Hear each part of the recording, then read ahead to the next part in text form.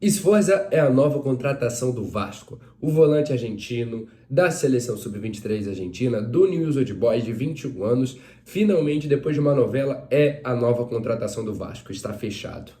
Bom, o acordo prevê 5 milhões de dólares, podendo vir 1 milhão de dólares a mais, para não chegar a 6 milhões de dólares. E com isso, o Newell's Old Boys também vai ter 20% de mais-valia numa futura venda do Vasco. Ou seja, se o jogador foi comprado por 6 milhões de dólares, considerando o valor total, vamos supor que ele alcance as metas e vire 6 milhões de dólares, e, por exemplo, o Manchester City o contrate por 10 milhões de dólares, então o Vasco ia pagar 20% do lucro. O que seria o lucro? O lucro nesse caso seria uns 4 milhões de dólares de diferença. Ou seja, o Vasco comprou por 6, vende por 10, 4 milhões de lucro. Desses 4 milhões de lucro, 20% seria para o Newell's Old Boys. Isso é a mais-valia que ficou definida entre o Vasco e o Newell's Old Boys, para que concluísse o negócio, né?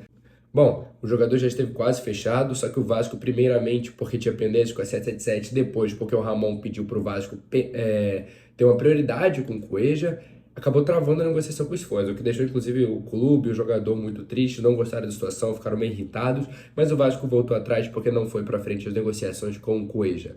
O Ramon, mesmo assim, quer e está atrás de jogador experiente, já reforçou para o diretoria que está atrás de jogador experiente, principalmente para o ataque, mas os principais são o ataque e a volância. Então o Vasco ainda não parou no mercado, ainda vai atrás de jogadores e provavelmente jogadores experientes. É bom falar que o Sforza vai vir para o Vasco após a disputa do Sub-23 na Argentina, logo que acabe ele já vai vir para o Vasco, já vai poder jogar, já vai estar aqui pronto ainda no Carioca. Então é um jogador que a gente espera muito, porque é uma posição bem carente no nosso elenco, e a gente espera que ele desfile o melhor futebol, porque afinal, né, ele está vindo para representar o Vasco. Essa foi a nossa contratação e a principal notícia de hoje. E agora falando sobre o jogo de ontem, sobre o escárnio que foi a arbitragem de Tarcísio, um árbitro que já vazou as fotos, já sabemos para que time ele torce, que é para o rival.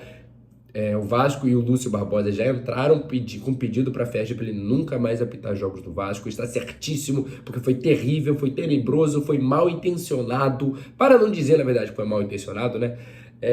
Tudo que ele fez nesse dia complicou o Vasco do início ao fim, os acréscimos no final, expulsão injusta, assim, uma arbitragem terrível do início ao fim, não tem nem o que explicar sobre isso. E o Vasco já exigiu, e o Lúcio Barbosa está indo ainda se reunir para exigir mais ainda que ele não apite mais jogos do Vasco, porque a gente não vai mais aceitar essas coisas que sempre acontecem com a gente, sempre tem um time que é beneficiado e sempre tem outros que são prejudicados. O Vasco jogou 2 jogos com o time alternativo e o rival agora está tendo jogo adiado para não poder jogar com o alternativo, porque está lá nos Estados Unidos fazendo excursão, porque o Vasco não, o Vasco tem que jogar com o time C, mas o benditozinho da FERJ, o protegidinho, não tem que fazer isso, né? Mas enfim, essas são as principais notícias do dia. O Vasco terminou agora com empate contra o Bangu e vai voltar para o Rio de Janeiro para disputar a sequência do Campeonato Carioca. Lembrando, ainda tem ingressos à venda para o jogo do dia 4 contra o nosso maior rival. Precisamos encher. Não comprou? Compre ainda. Todos os setores, neste momento, ainda estão à venda. Compre o seu ingresso.